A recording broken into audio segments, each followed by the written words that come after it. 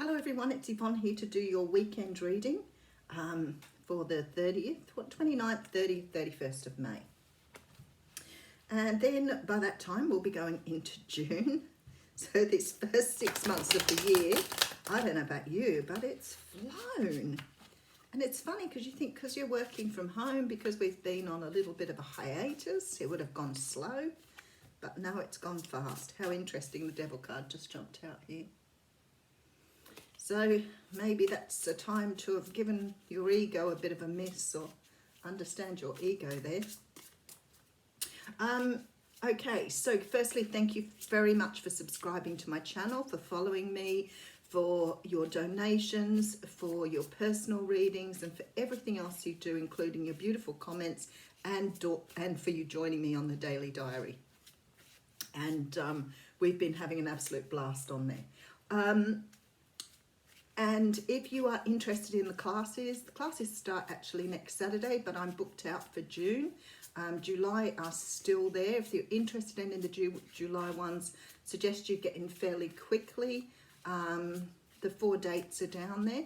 If you're coming from a different part of the world and the time doesn't suit, can you flick me an email and just let me know what time would suit you? I'm thinking of pulling back and doing some on a Thursday next time round, so maybe really early on a Thursday morning, which might suit more people around the world. If you do wish to donate or support my channel, there is now a donation button on the Aussie Goddess page on YouTube, which is a little easier than what I had set up before. And personal readings, all the details are below. And I do them I do them all around the world. So I do them via Skype, Zoom, WhatsApp for those people who prefer to use the phone, and Messenger. So if there's a way, we find it. The hardest part sometimes is doing the timing, but that's okay. Haven't had to say no to anybody yet. So alrighty, let's get on with this reading. I'm going to use the Gilded Tarot for your reading. Okay, the Gilded Tarot by Ciro Marchetti. And we have the Seven of Pentacles coming out. Now, the Seven of Pentacles is a card that talks of planting the seeds for the future. So it's sort of like waiting for something to grow. Now, the waiting is about manifesting, but it's also about having patience. The thing is, sometimes waiting for things means that you're just standing there waiting. So, you know, Spirit always talks about using your time wisely. Once you've manifested, once you've put out what you want, you don't just stand there and wait. You're wasting precious time. You're better off using that time to grow yourself, or to put into your own creativity. Otherwise, you might be standing there for a while, and you may have been waiting a while. It looks like you're very sort of independent here. You are feeling that you are financially stable. The energy of this card says to me that you are feeling very comfortable being yourself at the moment and waiting. Maybe you are working on yourself. Could be waiting for a Cancer, but certainly waiting to move forward here. Now, in this particular deck, the Chariot card is at a standstill. Now, I always say the Chariot card is one of those cards that sort of, even in the traditional decks, is shown differently. In this one, his sphinxes aren't moving, or her sphinxes aren't moving. They're at a standstill. So I feel like you're waiting for someone here who perhaps is not making a move at this time. So, you know, this is sort of, don't be standing around waiting here. This is about working on yourself, working on your own energy. The Chariot does say this person will move forward. Absolutely. This is a person who intends to move forward, but at the moment things are very stuck. So it could be you, you know, being stuck here in this energy of waiting. We do have the Hierophant here, followed by the Ten of Pentacles. So there's sort of promise here of stability and, you know, an abundance after a period of time.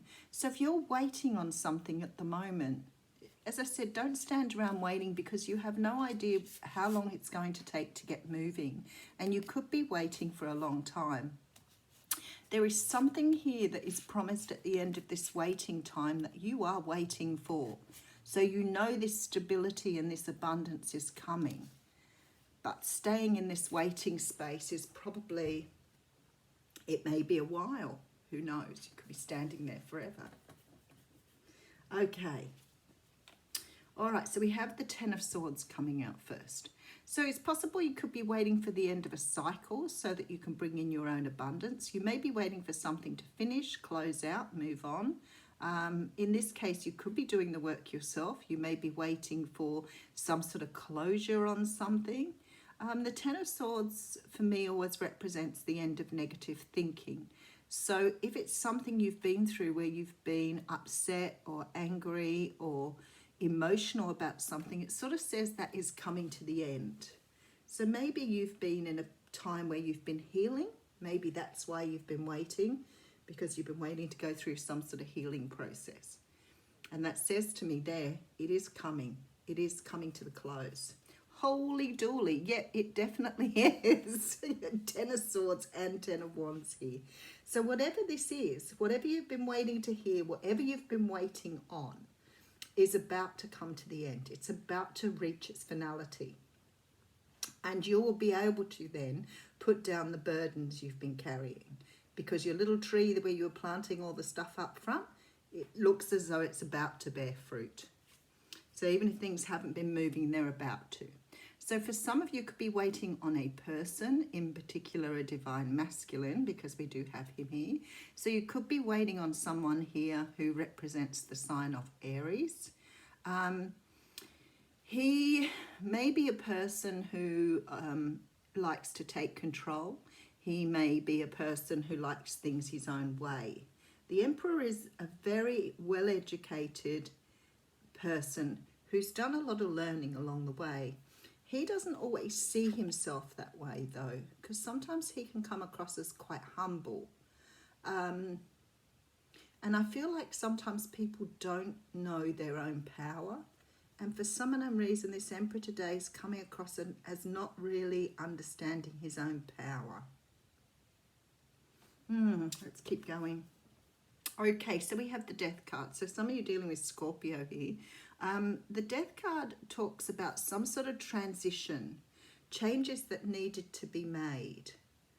And when I see the Ten of Swords and Ten of Wands here and this poor Emperor looking at these changes, I'm thinking you're dealing with someone who's had to go through a lot of change.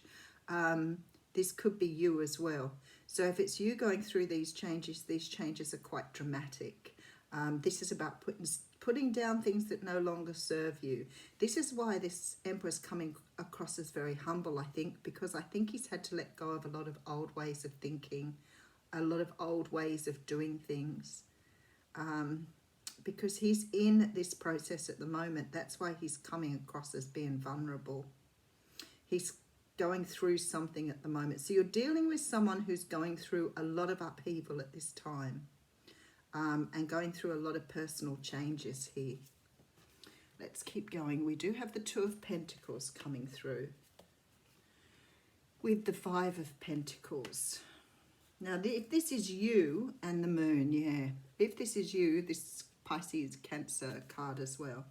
If this is you going through these changes at the moment and trying to get things moving forward, things will be very slow at this time. There's an awful feeling here that things are going to be very slow until perhaps the next new moon. So maybe this time here is really about going deep inside. I feel that there's a lot of sort of low energy around this reading. And a lot of sort of learning to find balance. So it's like things are changing for you and you're scattered, trying to find balance, and it's making you feel vulnerable. So for some of you, if this is you, you are sort of feeling a little bit like you want to cut yourself off from the world for a little while and maybe have some time to yourself. That's how it feels. You could be going through some sort of low-level sort of depression or sadness. But I feel this is a result of these endings coming in here.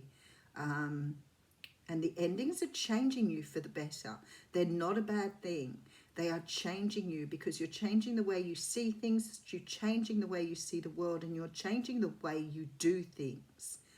So you're sort of changing yourself in a lot of ways. But this is about finding balance too. So obviously you've been doing things in a very unbalanced way, or maybe you have never had stability. Maybe you feel like your life has always been unstable, in which case things are definitely about to change, but you're in that chariot sort of not moving at the moment. Okay, so the Seven of Cups talks about confusion, illusion, delusion. And we do have the Queen of Cups here. Now, I quite like this energy here because this is turning your back on things that you no longer see as real anymore. So it's like you're turning your back on the illusions or the delusions of life. So maybe you've been seeing your world through, you know, for example, rose-colored glasses for a really long time, and maybe someone's removed those glasses for you and you're now seeing things as they truly are. It could be you've been living your life in denial or denying yourself really good things, and now you're starting to understand that you too deserve these things, because this Emperor isn't standing in his full strength here. So I feel like perhaps you are letting go of a lot of things or a lot of ways you thought things should be. Absolutely. And moving into a new time. You're taking on this energy here of the Queen of Cups, which means that you are learning to increase your visions, increase your intuition, and probably in some way, shape or form, learning to be comfortable with your feelings. So maybe with this negative thinking, this end of this cycle here, you're letting go of some of those ego things around how you have built your perception of yourself and life.